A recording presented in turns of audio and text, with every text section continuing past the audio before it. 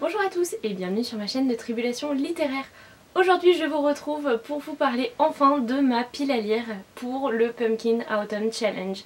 J'avais déjà participé l'an dernier, c'est rarement une totale réussite parce que j'ai jamais le temps de tout lire, mais j'aime bien me constituer cette pile à lire pour l'automne.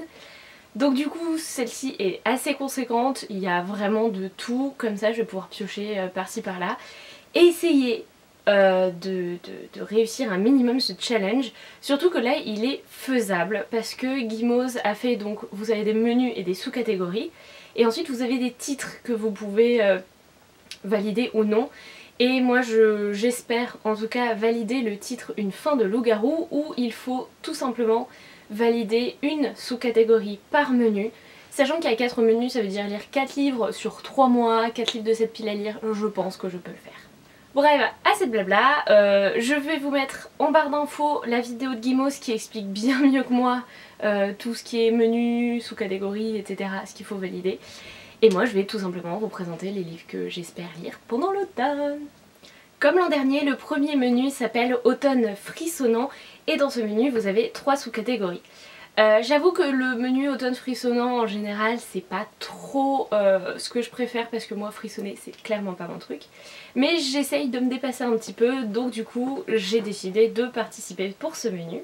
Et dans la première catégorie qui est le cri de la banshee, il fallait mettre des livres d'horreur, policiers, frissons, enfin ce genre de choses.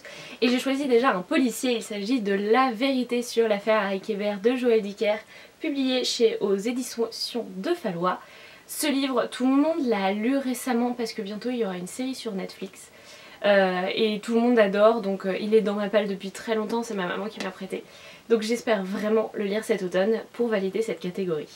Mais comme je ne fais pas les choses à moitié, j'ai décidé de mettre un second roman dans cette catégorie. Je pense qu'il rentre parce que c'est du frisson, ça a l'air sombre, en tout cas la couverture le laisse présager. Il s'agit de Génération captive d'Axel Collot, publié aux éditions Le Loup. Oui, aux éditions Au Loup. C'est de la dystopie mais qui a l'air assez sombre, il y a des gens enfermés, etc. Donc je pense que ça rentre dans la catégorie. Seconde catégorie de l'automne frissonnant. Alors vous aviez le choix entre Fantôme de l'opéra et Fantôme de l'apéro. Moi, comme je vous l'ai expliqué en début de vidéo, je suis pas trop frisson, donc du coup j'ai choisi Fantôme de l'apéro. Et dedans j'ai mis Les Sœurs Carmine, le tome 2 Belle de gris de Ariel Holtz, publié chez Naos. Je pense que ça rentre totalement dans cette catégorie puisque c'est un peu une comédie horrifique, on rigole autant qu'on voit des choses absolument hyper gore. Donc du coup ça rentre dedans, et celui-là ça fait partie des livres de la palle que je sais que je vais lire parce que j'ai juste trop hâte. Dernière sous-catégorie de l'automne frissonnant, elle s'intitule Vous reprendrez bien un verre de True Blood, et j'ai choisi de mettre Les Anges ont la dent dure, c'est le tome 2 des aventures de Felicity Hadcock, publié chez J'ai lu et écrit par Sophie Jomain. J'avais bien aimé le premier tome, c'est de la biclite comme on les aime. Hein, très clairement. Donc voilà, je me suis dit que typiquement dans cette catégorie, fallait le mettre. J'avais également réfléchi à mettre justement la série True Blood, le tome 5, mais je l'ai pas retrouvé dans ma palle, donc je crois que je ne l'ai pas. Et comme j'ai décidé de mettre que des livres que j'avais dans ma palle parce que ma palle est énorme, si vous l'avez pas vue, elle est dans ma vidéo où je range un peu mes bibliothèques, enfin elle est incroyablement grande, donc du coup j'ai décidé de mettre que des livres que j'ai déjà, pour éviter d'encombrer tout ça. C'est pour ça que j'ai choisi celui-ci et pas True Blood. Je verrai quand je le trouverai d'occasion, je le prendrai, mais voilà. Voilà. Ensuite, le second menu s'appelle Automne douceur de vivre. Et là, c'est l'automne tout doux, l'automne cocooning quoi. Et la première catégorie s'appelle Trick or Treat. Donc il s'agit d'un roman qui traite du thème d'Halloween. Malheureusement je n'en ai pas du tout, donc je triche un petit peu pour cette sous-catégorie car j'ai choisi Harry Potter le tome 6 donc de J.K. Rowling, et ici dans l'édition Bloomsbury en anglais. Et donc du coup je triche un petit peu avec Harry Potter parce que il y a toujours un moment dans Harry Potter où on parle d'Halloween, parce qu'à tout moment il y a le fameux buffet avec le jus de citrouille et compagnie. Donc voilà, je triche pour celui-là, mais j'avais vraiment envie de mettre Harry Potter dans cette pile à lire. Donc voilà, j'espère vraiment le lire. Après c'est en anglais, donc je pense que je vais en faire une double lecture avec celui-ci en fond et lire autre chose parce que ça me prend énormément de temps de lire en anglais. Je me souviens que le tome 5 j'ai mis 2 mois complet à le lire. J'espère que ce sera plus rapide pour celui-ci. On verra bien. La seconde sous-catégorie s'appelle Pomme au four, tasse de thé et bougie. C'est ça. Et là j'ai choisi de mettre 2 lectures dans cette sous-catégorie. Tout d'abord j'ai décidé de mettre L'Atelier des sorciers de Kamome Shirahama publié chez Pika Édition. Voilà, ça m'a l'air cocooning en plus. Je sais pas. Pour moi ça rentrait dans cette sous-catégorie, on verra bien si c'est le cas. Et le deuxième roman que j'ai mis dans cette catégorie, il s'agit de Le Soleil est pour toi de Jandy Nelson, publié chez Gallimard Jeunesse dans la collection Pôle Fiction. Ce petit livre je l'ai depuis très longtemps et comme on parlait de... Cette sous-catégorie parlait de romans un peu cocooning qui font du bien, qui font plaisir.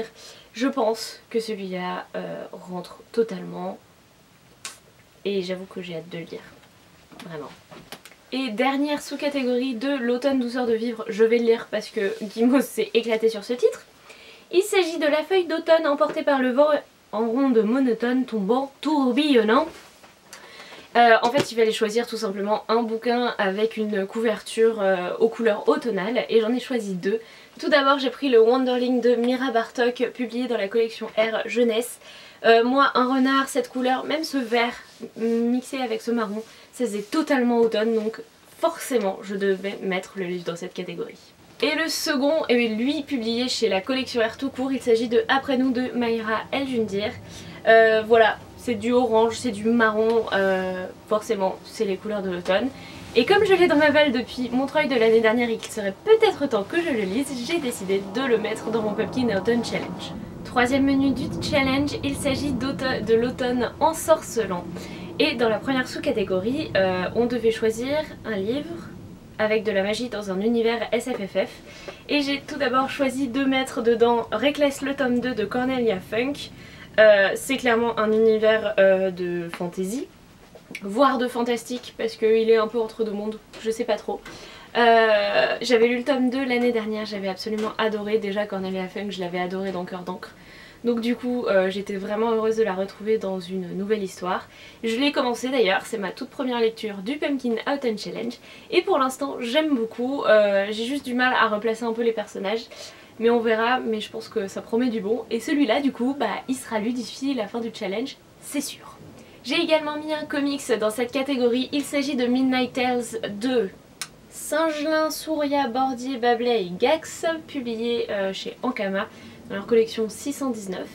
Là on a des histoires de sorcières, de sorcellerie et de femmes. Ça m'avait trop tenté et du coup comme j'ai envie de le lire assez rapidement, je l'ai mis dans ma pile à lire du Pumpkin parce qu'en plus j'avais envie de mettre des lectures un petit peu, pas forcément des romans comme ça me permet aussi de valider plus facilement le challenge. Et ça reste de la lecture et comme ça je varie vraiment les plaisirs. Ensuite, deuxième sous-catégorie de l'automne ensorcelant, il s'agissait de cristaux, tarot et encens et il fallait mettre quelque chose de mystique, ésotérique, petit frisson, ce genre de choses. Et ça m'a inspiré Six of Crows, le premier tome de Leigh Bardugo publié chez Milan qui est dans ma pile à lire depuis des plombes. Et mon amie Alix Desmonarva me le fait regretter chaque jour parce qu'il faut absolument que je le lise et elle veut absolument que je le lise. Donc du coup le voilà dans cette pile à lire. J'espère que ça rentre dans la catégorie, mais en tout cas sur le thème petit frisson, un petit peu étrange, mystique, je pense que ça rentre. On verra bien, en tout cas j'ai vraiment hâte de lire. Troisième et dernière sous-catégorie de ce menu, il s'agit de Belle et Pâte et il faut lire un classique ou quelque chose de féministe et là j'ai mis deux choses. Tout d'abord j'ai mis Pride and Prejudice de Jane Austen publié chez Penguin. J'adore cette édition, elle est trop jolie et je crois que je n'ai jamais lu Orgueil et Préjugés.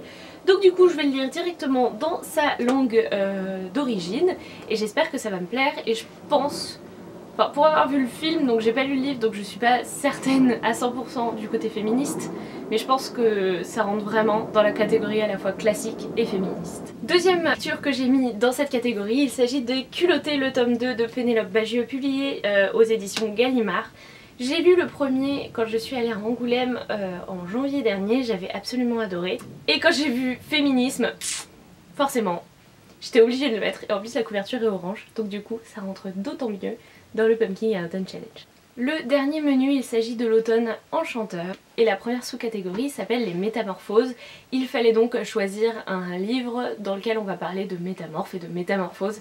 J'ai choisi Bond de Karen Marie Moning, publié chez J'ai lu. C'est le deuxième tome des aventures de Danny Mega O'Malley, mais ça fait plus ou moins suite à la saga Fièvre née, Fièvre fée, etc. Des aventures de McKella Lane que j'avais absolument adoré. Et dedans on retrouve des faées, mais on retrouve aussi un métamorphe. Donc du coup ça rentre forcément dans cette catégorie. Je vous avoue qu'il est depuis très longtemps dans ma palle. Je me souviens pas de tout, mais j'ai adoré cette saga, donc ça va se dévorer même si c'est un joli petit pavé. Deuxième sous-catégorie, elle se nomme Clochette, Fée, Clochette et Chandelle. Et il fallait choisir une histoire en rapport avec le petit peuple notamment. Et j'ai choisi Beyond the Clouds, la fillette tombée du ciel par Nick. C'est le premier tome publié chez Kiun. Et en fait c'est une petite fille, elle a des ailes. Donc elle fait un peu fée. Je n'en sais pas plus, mais j'avais adoré la couverture et j'aime beaucoup les dessins. Donc du coup on verra ce que ça donne, mais c'est tout doux, la couverture est hyper automnale. Je vais me faire un plaisir, mais un plaisir de cette lecture.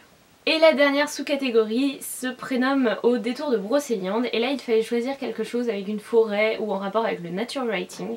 Alors je vous avoue que j'ai un petit peu détourné les choses parce que j'ai lu le résumé de ce livre et il défend pas mal la nature, ou en tout cas je pense, parce qu'on est dans une situation où justement la terre est plus ou moins invivable à cause de ce que l'homme a fait, etc. Donc je pense que ça peut rentrer dans cette catégorie. Bref, j'ai mis Les Tigres Bleus, petit 1, Le Royaume des Sables de Yves Trottier, publié chez Ken Éditions.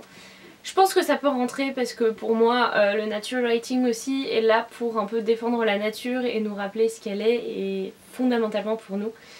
Donc du coup, je me dis que lire un roman sur la défense de la nature un petit peu, ça peut rentrer. Bref, je l'avais gagné sur le compte de Rêve ta vie en lecteur et je suis trop contente de l'avoir. J'ai aussi le tome 2 directement, donc du coup s'il me plaît vraiment, je vais pouvoir faire les deux lectures d'un coup.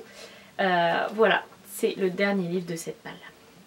Alors oui, cette palle est énorme et je n'arriverai jamais à tout lire, quoique tout ce qui est roman graphique, je pense que j'aurai largement le temps de lire ça, il n'y a pas de souci. J'ai de quoi me faire largement plaisir. N'hésitez pas en commentaire à me dire si vous aussi vous participez au challenge, si on a des livres en commun, ce serait trop cool de s'organiser une lecture commune éventuellement. Dites-moi ça en commentaire, je serais ravie en tout cas de discuter avec vous de ces différents romans et lectures. Il est donc temps pour moi de refermer cette vidéo, j'espère qu'elle vous aura plu. Je vous souhaite d'excellentes lectures et je vous dis à bientôt. Salut les petits loups!